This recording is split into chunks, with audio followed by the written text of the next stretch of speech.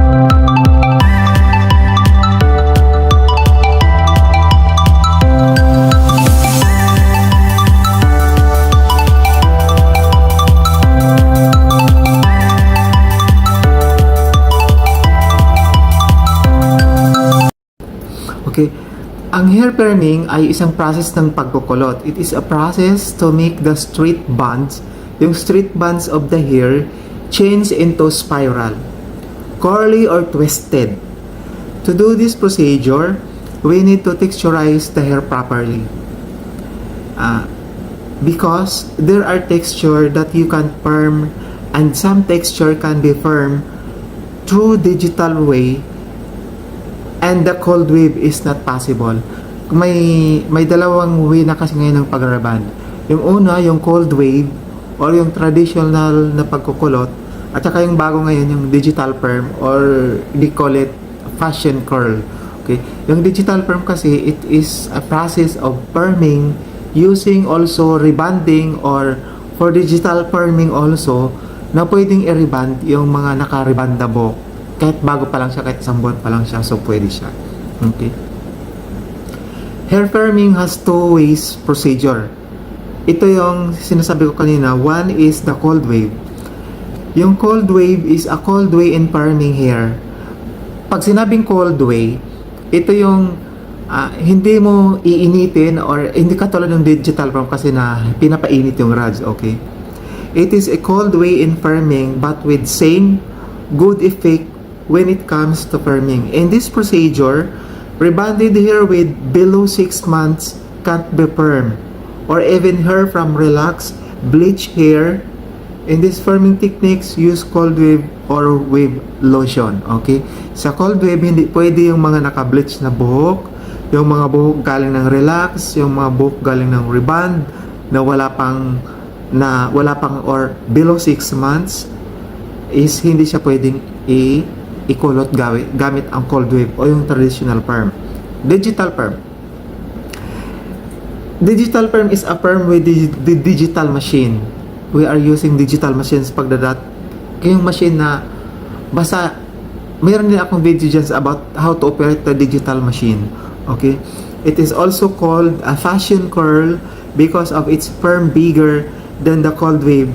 This kind of perm also confirm hair even if the hair is under rebond or relax without damage with a proper procedure. This perm process uses rebond cream or digital perming cream like we use in performing a rebond. So, itong digital perm, pwede mo siyang gamitan ng digital perm lotion na mabibili.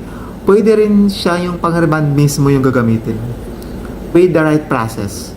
Okay. In this perm, which look about digital perm, in this perm procedure, you can also rebond hair at the same time, and then hairdresser often call it digiband. Ayan. Digital perm and rebond. Meaning, may mga cases kasi na yung gusto ng customer straight dito, tapos yung dulo yung kulot. So, ang process nun, digiband or i-digital perm yung dolo, tapos rebond naman yung half inch from the roots hanggang sa kalahati ng buhok. Digiband is a perming, kasi di ba sinabi natin, hairdresser often call it digiband. So, ano ba yung digiband? Yung digiband is a perming procedure that you will do the rebond, the roots, and firm the tip of the hair. But remember that it needs a lot of knowledge and expertise in this procedure to make it successful and more effective. So, kailangan talaga natin, alam niyo yung mga sinishare ko sa inyo, part of knowledge, okay? Kasi, meron namang mga gamot ng pang-digital or pang-rebond na pwede kang magpa-demo sa salon, okay? Yung demo na yon about dun sa product lang, okay? Pero itong sinishare ko sa inyo, yung pagkalahat ng kaalaman na dapat mong malaman, okay? Mas magandang meron ka nito, plus yung seminar na yon, plus yung training na about sa gamot, para mas marami kang alam, tapos mas marami kang ways para mas mapaganda yung result ng iyong mga gawa. Cold wave procedure, make sure hair is properly layered. Sa cold wave procedure kasi, bakit kailangang i-layered? Kasi, pag nagkulot ka kasi, pag hindi siya layered pantay, isipin mo, kulot dito, edi gaganunan yung buhok. Pero pag naka-layered yung buhok kasi, kulot dito. So, hindi siya magpatong-patong, hindi siya ganon. So, parang maganda lang yung dating ng kulot mo kasi parang naka-enumerate siya. Naka-enumerate yung ganon-ganon. Hindi yung patong-patong. Para mas maganda yung result ng yung kulot. Wash hair with shampoo and towel dry. Mostly kasi pag magantong process, inaalis talaga yung natural oil ng buhok. Kasi mostly nag-oil yung buhok, kaya kailangan i-shampoo sa cold wave. Apply, make the blockings. Bago ka mag-apply, kailangan i-blockings mo muna yung buhok. Yung section kung paano ipiprepare mo yung pagkukulot para hindi magmi-messy. Kasi, for example, yung dito, for example, gusto ng customer paloob yung kulot. So, paloob yung kulot niyan. Pwede rin paloob ba pa ganon? Palabas pa ganon. Tapos dito, gusto ng customer pa ganon.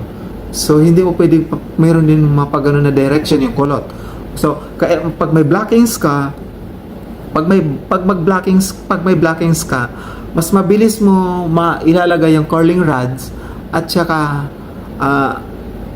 may mga iba-iba kasing direction yung pagkukulot, yung bawat part ng blockings mo para mas maganda, para mas precise yung kalalabasan ng kulot mo. Hindi basta ka ng kulot, ganun. Okay din naman yun, pero it's kind of messy.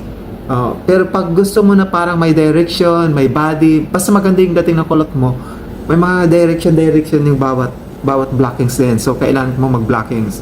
Pagkatapos mag-blockings, apply the curling rods properly. Doon mo i-apply. At saka pag naka-blockings ka, mas madali mo ipanglagay yung mga curling rods. So, hindi ka mahirapan kasi minsan pag hindi mo naka-blockings, yung mga buhok dito, mapapahalo pa doon. So isipin mo, yung buhok dito pa, mapunta dito, tapos magka-curling rods ka. So, yung makukulot mo lang, dulo lang. Di ba?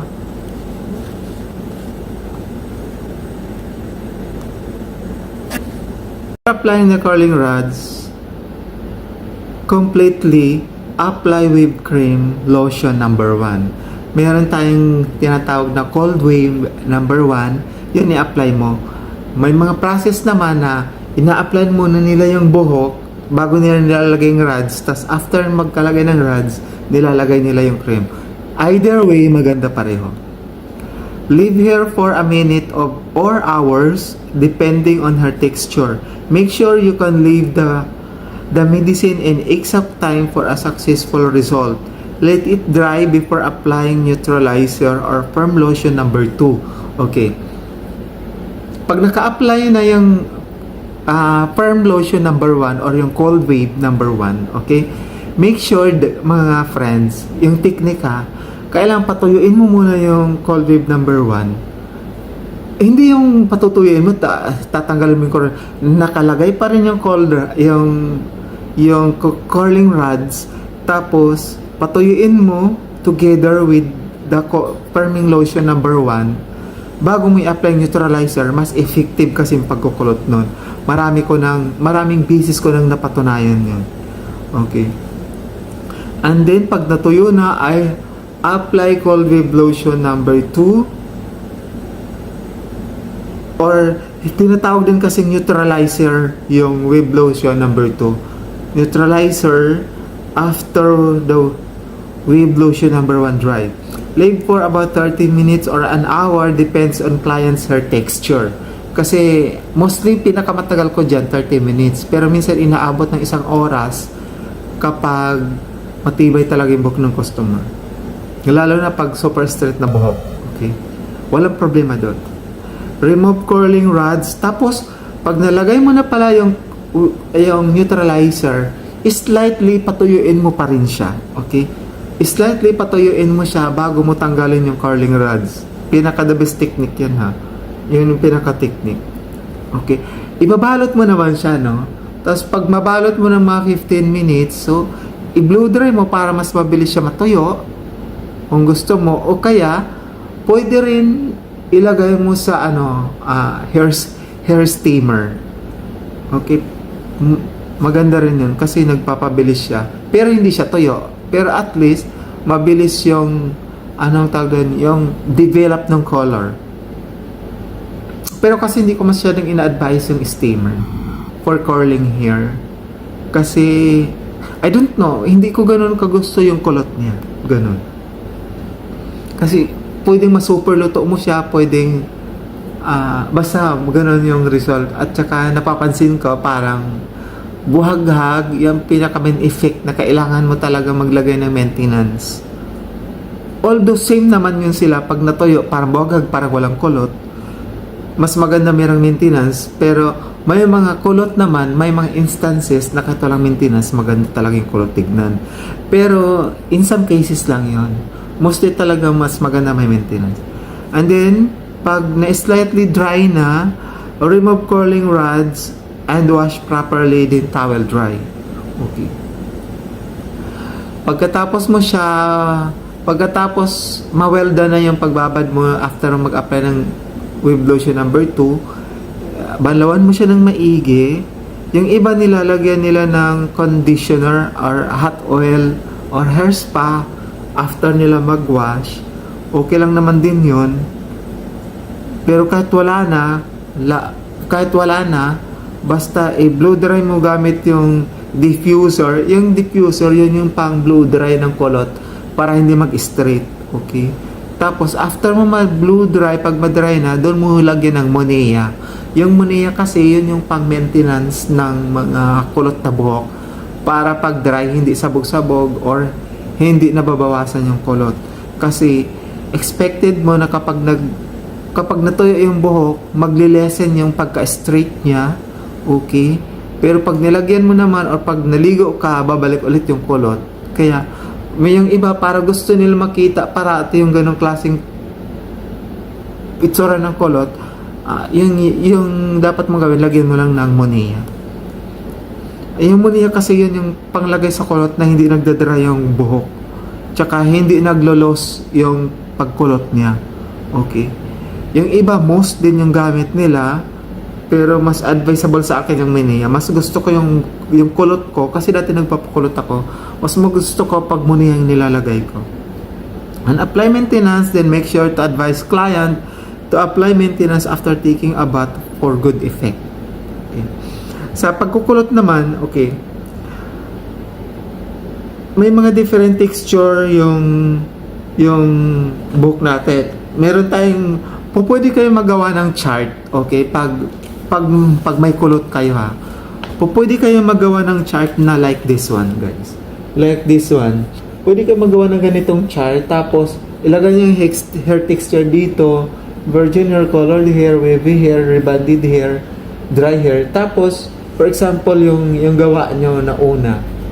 So maglagay kayo ng remarks tapos yung observation nyo. Mas maganda kasi may record kayo na ganito para na hindi nyo makaligtaan na ay, yung ganitong texture, ganito yung nangyari sa buhok ko, ganyan yung tapos maganda, ilagay mo yung procedure mo, yung mga techniques mo, kung para malaman mo yung dati na hindi naging successful, yung dati ginawa ko to, hindi maganda, so gawin ko yung ganito, o ganyan, para talagang ma-perfect mo yung bawat texture ng hair.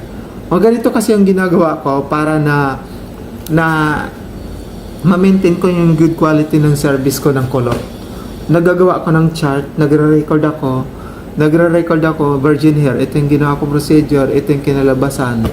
Pag wala kasi kayong mga ganyan, parang syempre nandito tayo sa trabaho na ganito, kailan matuto ka pag hindi good yung result, kailangan next time magiging maganda.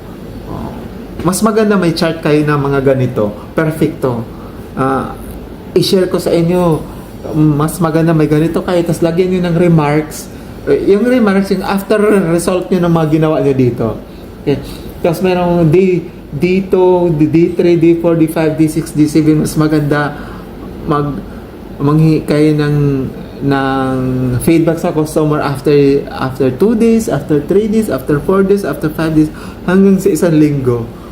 Mape-perfect nyo talaga yan pag ganito yung gagawin nyo. Okay? Tips ko yan sa inyo. Kasi yun yung mga ginagawa ko. Sa digital perm naman, digital perm procedures, make sure to layer the hair properly.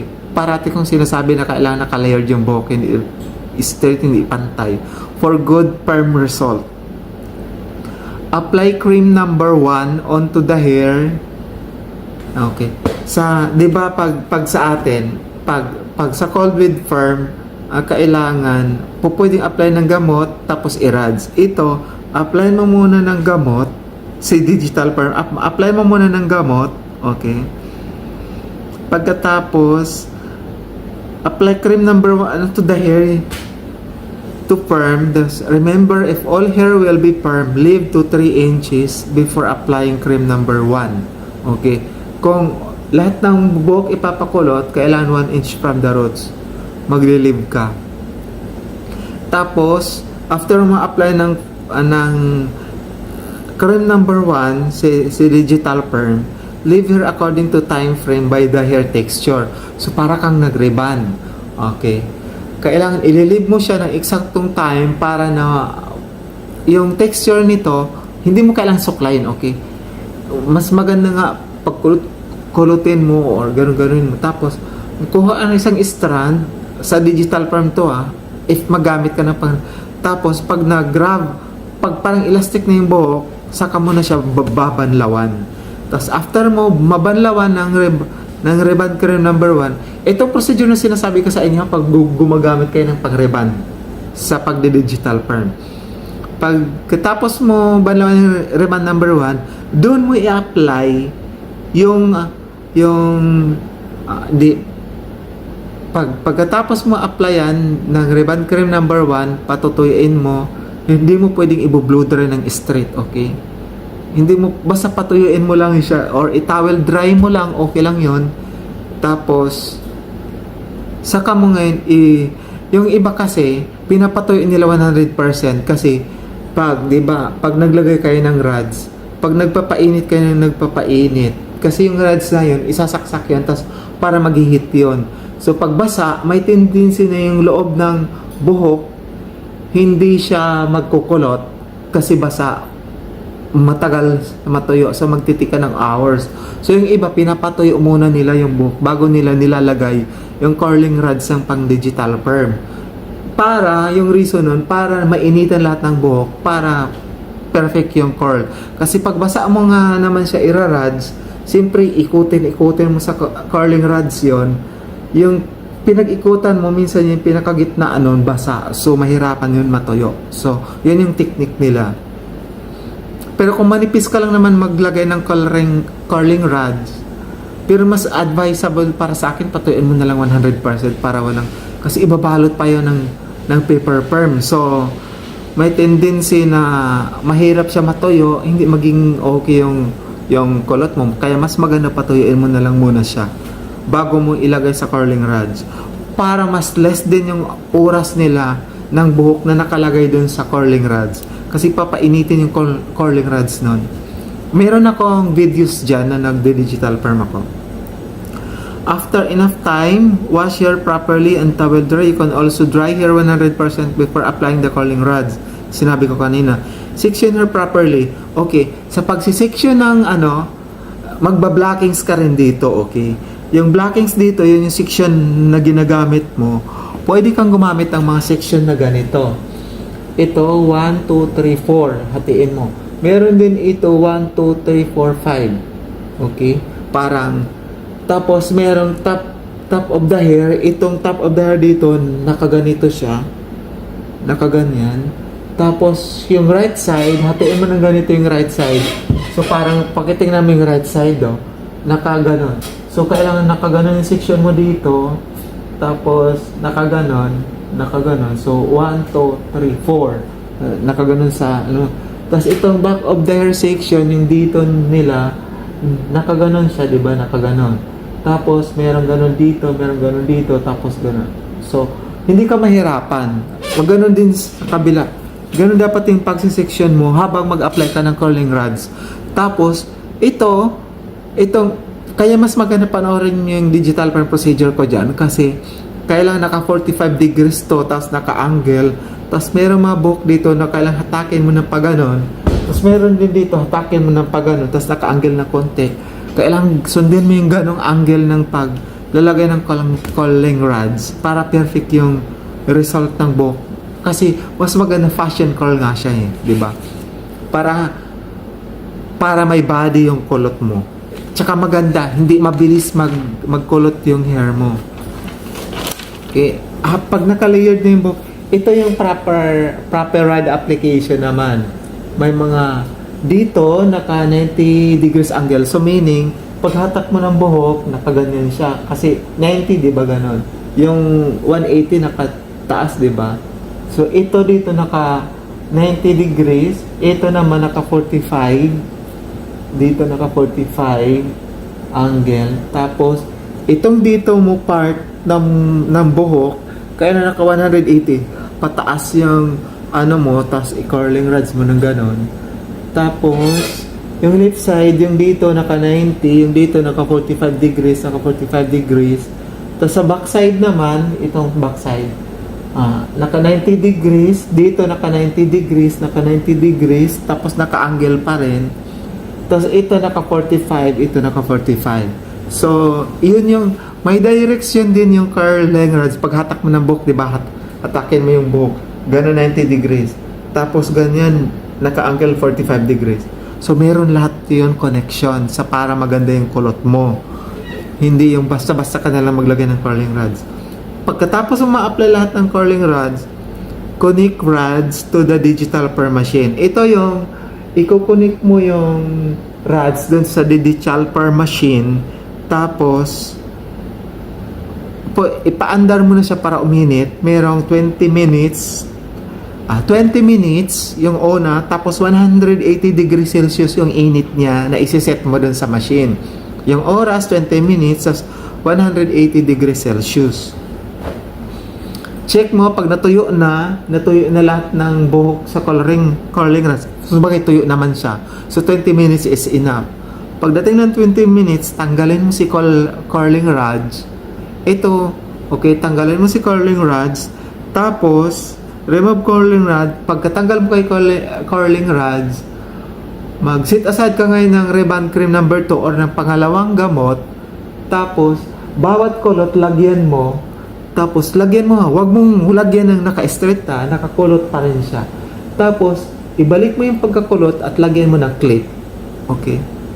Pag Pagkatanggal mo ng curling rods, maglagay ka ng ribbon cream number 2 or with digital perm lotion number 2. Tapos, lagyan mo yung mga kulot-kulot nun. Huwag mong suklayin, lagyan mo lang pag ganun-ganon. I-maintain mo lang yung kulot niya, tapos hawakan mo, ibalik mo yung pagkakulot ng proper way ng pagkakulot, tapos i-clip mo, hayaan mo. Pag lahat na clip mo, kailangan hindi siya nakalugay para hindi umistert yung kulot mo. Kailangan nakaklip siya, tapos ililib mo siya. Pag nalagyan mo na lahat, because sabi dito, curling rods, remove curling rods and apply cream number 2. Remember that the perm is not yet developed. So after applying each curl with cream number 2, put a clip on a perm part. Lalagyan mo ng clip. Yun yung sabi ko. Tapos lagyan mo lahat ng cream number 2, tapos i-clip mo. Tapos pag ililib mo ng mga 30 minutes, maximum na 30 minutes ka. Tapos for digiband naman, yung sinasabi ko na i-ribbon dito, tapos i-kulit yung dulo. Pag digiband naman, pag sa digiband naman, hindi mo pwedeng lagyan muna kaagad. I-iron mo muna dito. Okay? Pag digiband, yung digital perm, tsaka ribbon, naka-ribbon dito, nakakulot yung dulo. I-iron mo muna yung taas without touching the curl sa dulo. Okay. I-iron mo muna dito. Wag mong isasama yung kulot dito. Pag na-iron mo na lahat, saka mo pagagawin yung procedure na to na maglagay ka ng cream. Tapos ibalik mo ulit yung pagkakulot. Okay? Kailangan wag mong paghiwa-hiwalayin yung kulot, guys. Pag nag-iron ka, magagawa mo yun kasi nakasection naman yung hair. Ayusin mo lang pag-iron, tapos huwag mong isama yung kulot. Tapos paglagay mo ng number 2 ng neutralizer, lagyan mo lahat, pero ibalik mo pa rin yung pagkakulot dito, tapos i-clip mo pa rin yung mga kulot. Ganon. Tapos 30 minutes to 45 minutes yung babad, tapos banlawan mo na after nun. Blow dry hair carefully and use diffuser to blow dry. Pwede mo i-blow dry dito. Huwag yung blow dry, ganun, no. Blow dry mo na pa ganun, tapos yung dulo, gamit ka lang ng diffuser. Blow dry the perm hair, apply maintenance, and advise client to wash hair after 2 days. After 2 days mo bago banlawan pag nag-digital perm ka. Okay? Texturizing is very important in these services, and every texture has its different ways in taking care while getting the best result. Bawat buhok kasi meron dapat na pag-iingat, proper procedure para mas maganda yung result. Okay? Pwede rin ka rin gumawa ng charts na ganito pag may gawa ka. Tapos katulad ng perming kanina, obserbahan mo din para mas ma-perfect mo talaga yung result. Thank you very much, and sana nakatulong sa inyo yung mga kaalaman na to. And please don't forget to subscribe and share this video to all your friends para na mas ma-spread natin yung mga magagandang information. Thank you.